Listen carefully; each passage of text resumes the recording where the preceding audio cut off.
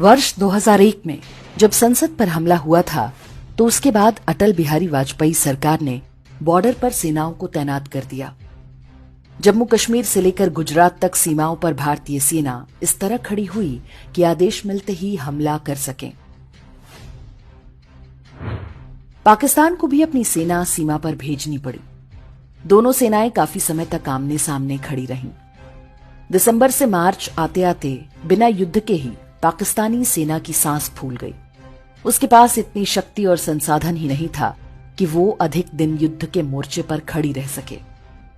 एक भी गोली नहीं चली, लेकिन पाकिस्तान के पसीने छूट गए। युद्ध तो दूर, उसकी तैयारी भर में जो अतिरिक्त खर्च होता है उसी ने पाकिस्तान को कंगाल कर दिया।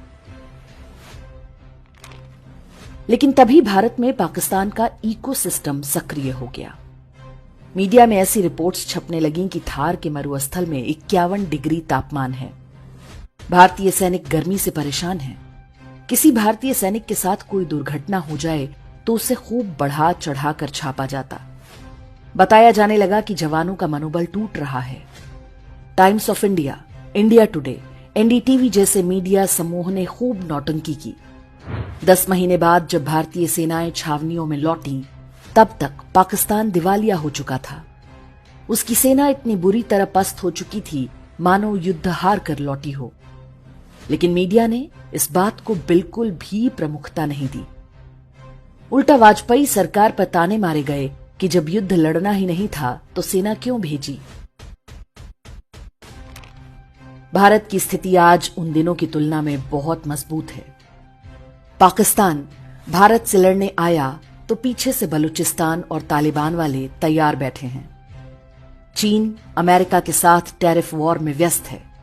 लेकिन जिस प्रकार से राजनीति और मीडिया का एक वर्ग युद्ध की हुंकार भर रहा है, वो संदेह पैदा करता है कि कहीं ये कोई जाल तो नहीं, युद्ध का जाल जिसमें भारत को फंसाया जा सके ताकि उसके आर्थिक विकास को पटरी से उतारा जा सके, वैसे ही जैसे रूस को यूक्रेन के साथ फंसाया गया। रूस जैसी महाशक्ति आज अपने सारे संसाधन यूक्रेन जैसे फटीचर देश पर बर्बाद कर रहा है। भारत एक आर्थिक और वैश्विक महाशक्ति के रूप में उभरे न अमेरिका चाहता है, न यूरोप, न चीन और न ही भारत के अंदर बैठे उनके एजेंट। वे चाहते हैं कि सीमा पर युद्ध हो और देश के अंदर गृह युद्ध। कुछ दिन पहले इसी तरह से बांग्लादेश में हिंदुओं की हत्या करके भारत को हमले के लिए उकसाया जा रहा था। मणिपुर को महीनों तक जलाया गया। उससे पहले सीएए और किसान आंदोलन की आड़ में गृहयुद्ध भड़काने के प्रयास हुए।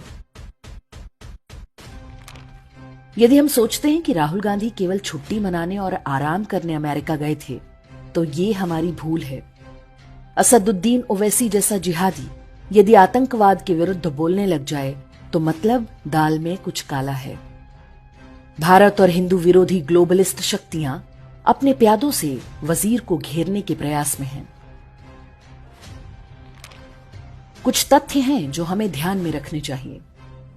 पहलगाम हमले से कुछ सप्ताह पहले ही अमेरिका ने पाकिस्तान को $400 मिलियन की सहायता दी है। महीने भर पहले ही पाकिस्तान के प्रधानमंत्री और सेना प्रमुख ने सऊदी अरब का दौरा किया। कुछ सप्ताह पहले ही हमास के आतंकवादी पीओके आए थे और वहां पाकिस्तानी एजेंसियों के लोगों से मिले थे। एक सप्ताह पहले ही पाकिस्तान का सेना प्रमुख असीम मुनीर हिंदुओं और प्रधानमंत्री मोदी के विरुद्ध जहर उगल रहा था। इन बातों का यह अर्थ बिल्कुल नहीं कि पाकिस्तान या बांग्लादेश को उनके दुस्साहस के लिए दंडित न किया जाए। युद्ध तो अवश्यंभावी है, किंतु कोई भी युद्ध अपनी शर्तों और अपनी सुविधा से होना चाहिए। युद्ध एक निश्चित परिणामों के लिए लड़े जाने चाहिए, न कि अपने आक्रोश को शांत करने या जनभावना को संतुष्ट करने के लिए। पाकिस्तान, बांग्लादेश या किसी भी बाहरी शत्रु के साथ क्या करना है, ये सरकार और सेना पर छोड़ दें। वे आज हमला करें, 6 महीने बाद करें या ना करें, सरकार के पास 100 तरीके हैं। सिंधु का पानी रोकना तो उनमें से केवल एक है। हमारे लिए केवल इतना पर्याप्त है कि हम अपने गली मोहल्ले, कॉलोनी, सोसाइटी के आसपास बसे आधे मोर्चे के शत्रुओं पर कड़ी नजर रखें। उन राजनीतिक दलों पर भी नजर रखें जो वोट बैंक के लिए नीचता की सारी सीमाएं लांघ सकते हैं। चैनलों, अखबारों से लेकर यूट्यूबरों तक की एक बड़ी लश्कर उनके पास है। कुछ भाड़े के विदूषक भी इसी बहाने पब्लिसिटी लूटने में लगे हैं। उन सब की पहचान करें, जितना संभव हो उनका सामाजिक बहिष्कार करें। सेना केवल सरहद का युद्ध जीत सकती है। देश के अंदर की रखवाली हमें और आपको ही करनी होगी।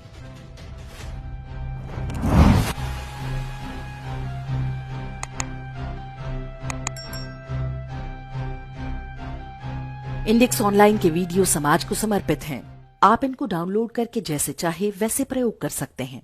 चाहे तो आप हमारे टेलीग्राम चैनल से जुड़ सकते हैं। वहां सारे नए पुराने वीडियो आपको मिल जाएंगे। हमारे सोशल मीडिया लिंक हर वीडियो के डिस्क्रिप्शन में होते हैं। हमारा एकमात्र उद्देश्य हिंदू समाज को जागृत और एकजुट करना है। इसमें सहभागी बने। धन्यवाद।